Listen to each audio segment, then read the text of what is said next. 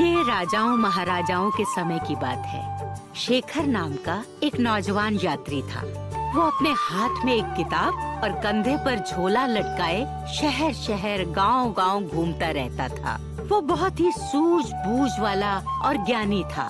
उसके पास हर गुत्थी का हल था। मजे की बात मैंने एक सुबह वो एक गांव से गुजर रहा था। उसने देखा कि चौपाल पर कुछ लोग जमा हैं और बातें कर रहे हैं। वो भी वहीं खड़ा होकर उनकी बातें सुनने लगा। ये नारायण बाबू कभी किसी से नहीं मिलते। जितना पैसा उतना घमंड। नारायण बाबू से मिलना बहुत मुश्किल है। मैं खुद कई बार गया उनसे मिलने, मिलते ही नहीं। अजीब आदमी है, पता नहीं अपने आप को क्या समझता है।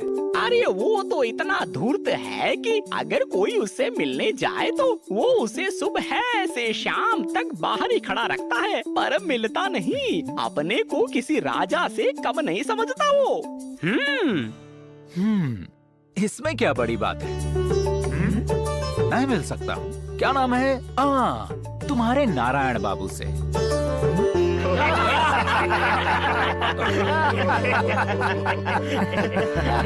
आपका परिचय श्रीमान? लगता है इस गांव में नए हैं। नारायण बाबू को बिल्कुल भी नहीं जानते। देखो, नारायण बाबू अगर इतने ही बड़े आदमी हैं, तो उनको सबसे मिलना चाहिए। लोगों की सेवा से ही नाम मिलता है। ये श्रीमान अपनी बेइज्जती सरेआम करवाना चाहते हैं। हाँ। तुम लोग देखना, नारायण बाबू मुझसे सिर्फ मिलेंगे ही नहीं, बल्कि मुझे नाश्ता भी करवाएंगे। तो जाओ, अपनी बेइज्जती करवाओ और हमें हंसाओ। मैं शर्त लगा सकता हूँ कि तुम अंदर ही नहीं जा पाओगे। नाश्ता तो बहुत दूर की बात है। और अगर चला गया तो लग गई 100 मोहरों की शर्त। ठीक है, मेरी 100 मोहरें तैयार रखना, मैं अभी आया।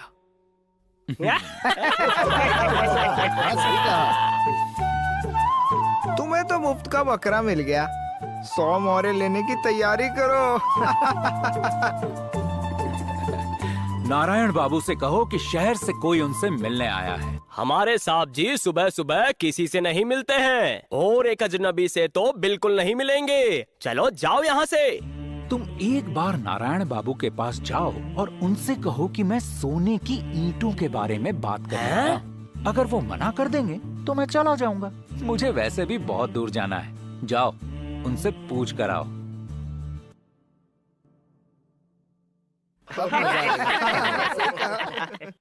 चलिए, साहब जी ने आपको अंदर बुलाया है।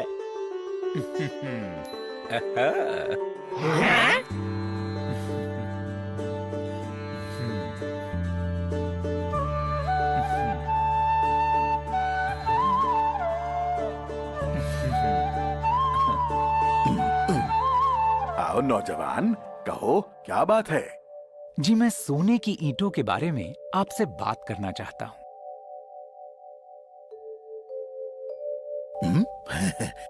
बहुत खूब, चलो आओ नाश्ता करते हुए बात करते हैं।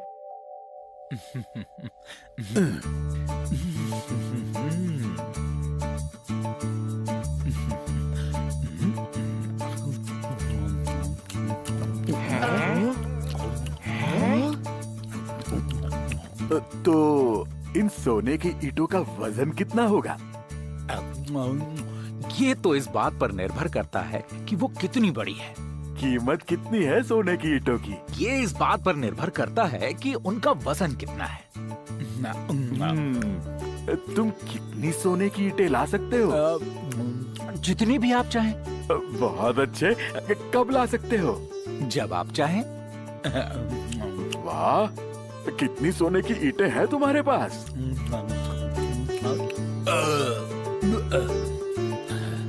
देखिए, मेरे पास एक भी सोने की ईंट नहीं है। तो तुमने क्यों कहा कि तुम सोने की ईंटों के बारे में बात करना चाहते हो? पर वही तो मैंने किया। मैंने आपसे सोने की ईंटों के बारे में ही तो बात की। मैंने ये कभी नहीं कहा कि मेरे पास सोने की ईंटें हैं। कहा क्या? तोप सिंह, बाहर निकालो इस धोखेबाज को। श्रीमान, आप चिंता ना करें। मैं जैसे खुद आया था वैसे ही खुद चला जाऊंगा। नाश्ते के लिए धन्यवाद। आप किसी से मिलते नहीं, शहर के सबसे बड़े आदमी होकर भी किसी की मदद नहीं करते। ये समझदारी की बात नहीं। दौलत मिट सकती है, पर यश, नाम और किया गया काम हमेशा जिंदा रहता है। याद रखिएगा। नमस्कार।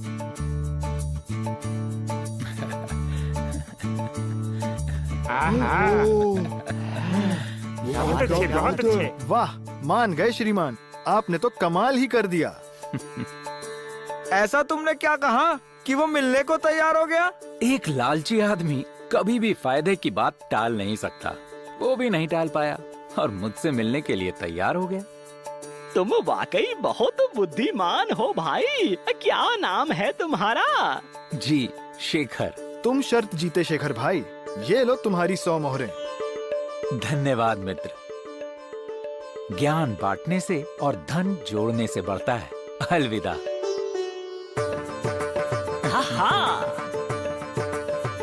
कुछ दिनों बाद शेखर एक दूसरे गांव से गुजर रहा था।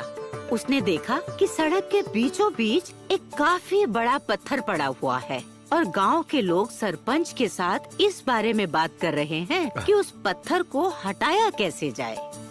सरपंच जी, जब से ये पत्थर पहाड़ से लुढ़क के यहाँ आ गिरा है, हमें बड़ी परेशानी होती है। बैलगाड़ी और टांगे को घुमा कर ले जाना पड़ता है। रात में कई बार यात्री भी इस पत्थर से टकरा जाते हैं। कैसे इस पत्थर को यहाँ से हटाया जाए? हाँ, ये पत्थर काफी बड़ा और भारी है। मैं आप लोगों के लिए इस पत्थर को हटा सकता हूँ।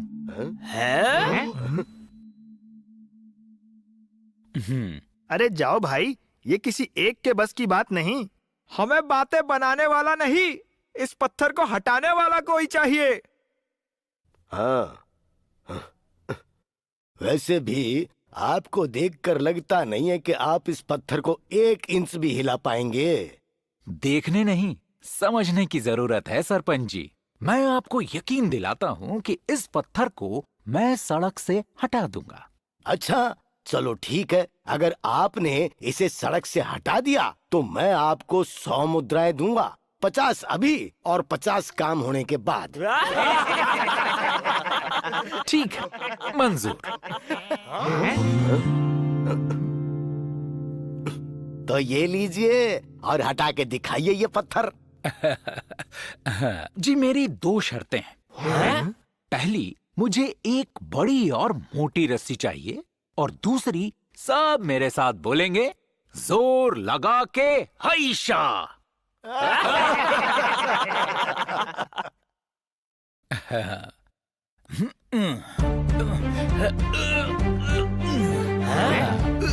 जोर लगा के हैशा, जोर लगा के हैशा, जोर लगा के हैशा।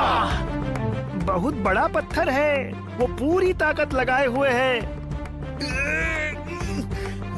अरे हाँ, पत्थर थोड़ा सा हिला। हम गधों की तरह खड़े नहीं रह सकते, हमें उसकी मदद करनी चाहिए। आखिर इस पत्थर के हटने से फायदा तो हमें ही होगा ना। ये तो परदेसी है। हाँ, ये कर सकता है तो हम क्यों नहीं कर सकते? चलो हम भी कोशिश करें। चलो, हाँ, चलो। जोर लगा के हैशा, जोर लगा के हैशा, जोर लगा के हैशा, जोर लगा के हैशा, जोर लगा के हैशा, जोर लगा के हैशा, जोर लगा के हैशा, जोर लगा के हैशा। पत्थर हट गया। वाह, कमाल हो गया। भाई, तुम सचमुच एक अक्लमंद और बहादुर आदमी हो। ये लो तुम्हारी बाकी की 50 मुद्राएं। धन्यवाद। ये सब आपके लिए। हम सबने मिलकर किया है तो ही ये काम हुआ। हाँ? हाँ? आप भी लीजिए। भाई, अगर तुम शुरुआत नहीं करते तो हम कभी भी इस पत्थर को हटा नहीं पाते। तुम्हारे इरादे ने हम में जोश भर दिया।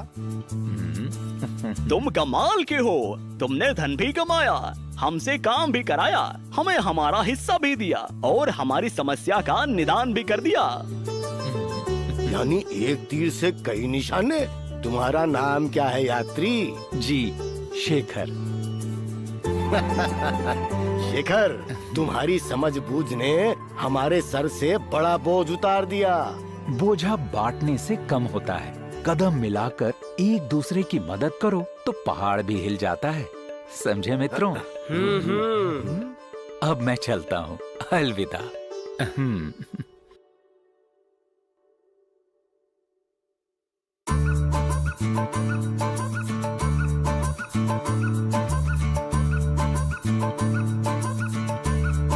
और इसी तरह गांव-गांव घूमते हुए शेखर खेलपुरम पहुंच गया, जहां एक खेल उत्सव हो रहा था। हर तरफ बस लोग ही लोग, हर तरफ अलग अलग खेल प्रतियोगिताएं, हंसी, खुशी और उत्सव का माहौल था।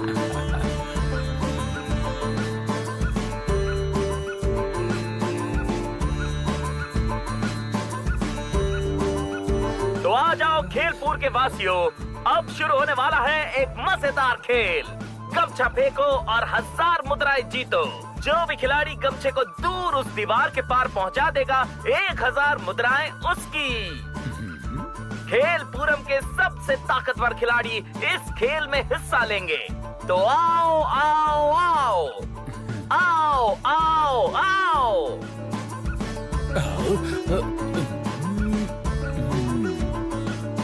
और बिल्ला पहलवान आ गए हैं मैदान में। देखते हैं वो इस गमछे को दीवार के पार भेज पाएंगे या नहीं।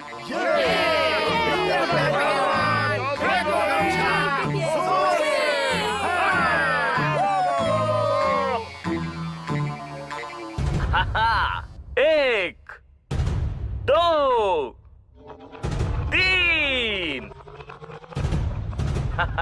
और ये गया गमछा। देखते हैं गमछा दीवार के पार जाएगा या नहीं।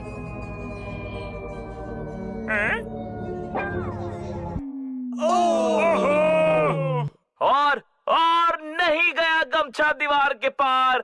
बिल्ला पहलवान भी नहीं कर सके। क्या कोई और है जो खेलेगा ये चुनौती भरा खेल? मैं खेलूंगा। मैं खेलूंगा। मैं फेंकूंगा गमछा दीवार के पार।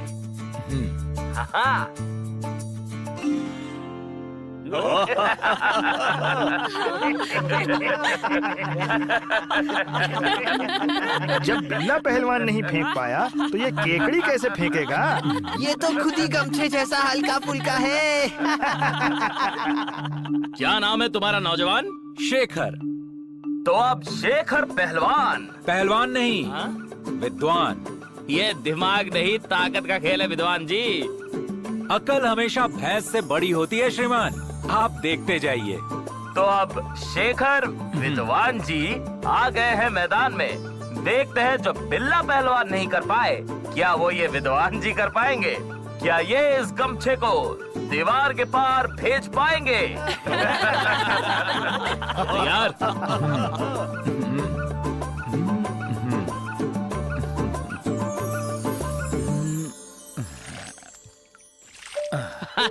अरे विद्वान जी पहले ही पानी पीने लगे।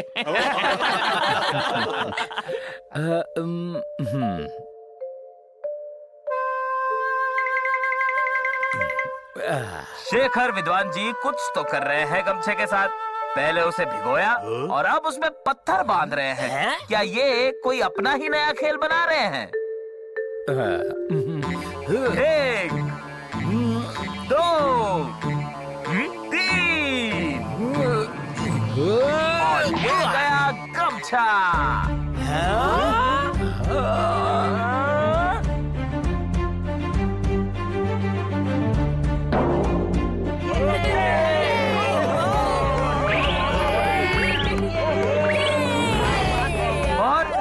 और गमछा दीवार के पार चला गया।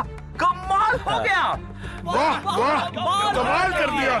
गमछा फेंको 1000 मुद्राएं जीतो के विजेता है शेखर विद्वान जी। इन्होंने सचमुच बड़ी चतुराई से गमछे को दीवार के पार पहुंचा दिया। ये लीजिए आपका इनाम 1000 मुद्राएं। तो बताइए, अकल बड़ी या भैंस? अकल ही बड़ी है विद्वान जी।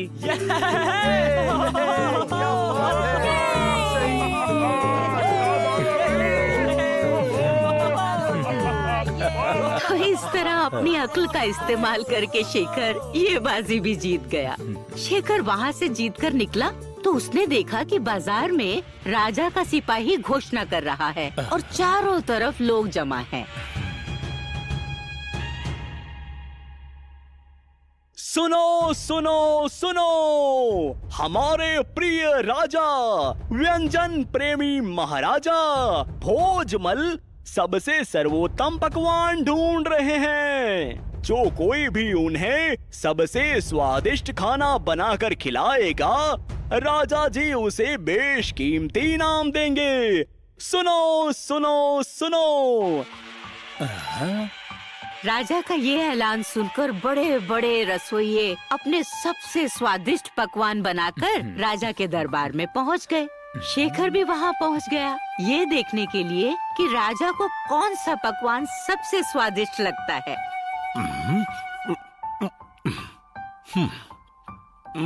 पर राजा भोजमल को तो कोई भी पकवान अच्छा नहीं लगा।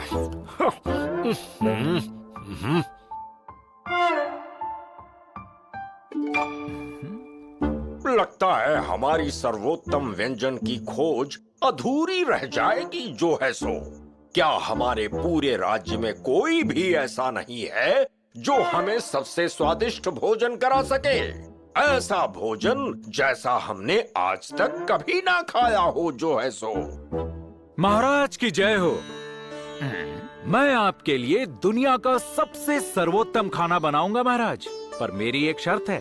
अगर आपको वो मंजूर है तो मैं दुनिया का सबसे स्वादिष्ट भोजन आपको करा सकता हूँ। तुम्हारा परिचय? मैं शेखर हूँ महाराज। तो क्या शर्त है तुम्हारी शेखर?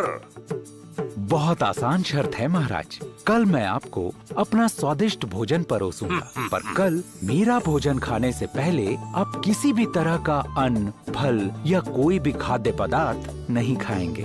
यदि आप ऐसा कर सकते हैं तभी मैं अपना सर्वोत्तम भोजन आपको परोसूंगा।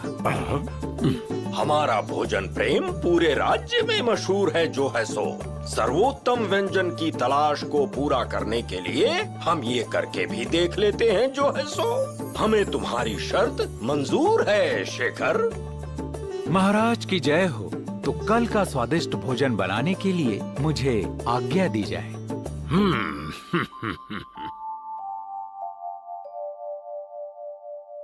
अगले दिन राजा ने शर्त के मुताबिक नाश्ते में कुछ भी नहीं खाया और दोपहर का भोजन भी नहीं किया, क्योंकि वो दुनिया का सबसे स्वादिष्ट और सर्वोत्तम भोजन करना चाहता था।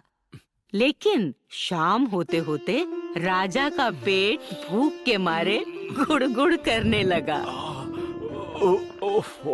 आज हमें पता चला जो है सो कितना मुश्किल होता है भूखा रहना। महामंत्री, कल ही शहर में जगह जगह मुफ्त भोजनालय बनवाओ जो है सो, ताकि कोई हमारे राज्य में भूखा ना सोए। जी महाराज, आपकी आज्ञा का पालन होगा। शाम हो चली है, लेकिन वो नौजवान शेखर जो है सो अभी तक सुस्वादु भोजन लेकर नहीं आया।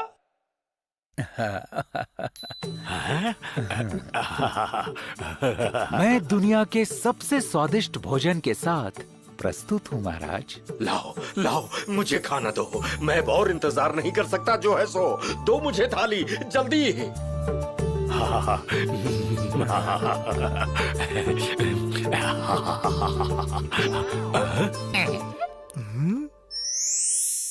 ये क्या? तुम महाराज के लिए सिर्फ सादा चावल और दाल लाए हो? ये है तुम्हारा स्वादिष्ट खाना?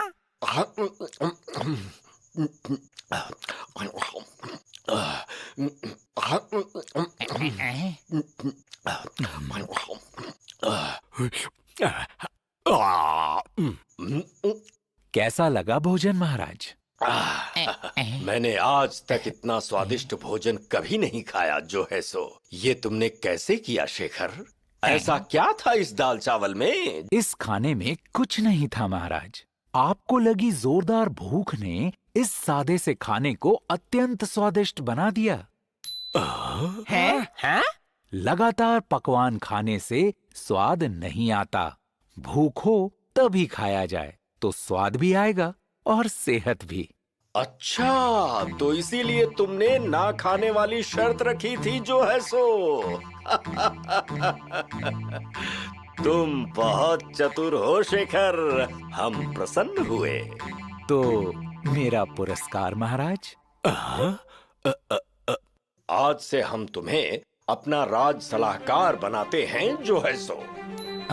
तुम यहाँ महल में रहते हुए और अच्छा वेतन पाते हुए अपने ज्ञान का उपयोग समाज की बेहतरी के लिए करो जो है सो। जो आज्ञा महाराज। तो मैं पहली सलाह ये देना चाहूँगा कि हम राज्य में और विद्यालय और पुस्तकालय बनवाएं और विद्यार्थियों को देख भ्रमण के लिए प्रोत्साहित करें ताकि वो ज्ञान और अनुभव दोनों प्राप्त कर सकें और मुझ जैसे और कई शेखर इस राज्य में बन जाएं। और राजा भोजमल ने ऐसा ही किया। जल्द ही शेखर उनका सबसे करीबी सलाहकार बन गया। बाद में वो मंत्री और फिर मुख्यमंत्री भी बना। उसकी सूझबूझ और ज्ञान ने लोगों को फायदा और उसे ऊंचे मुकाम तक पहुंचाया।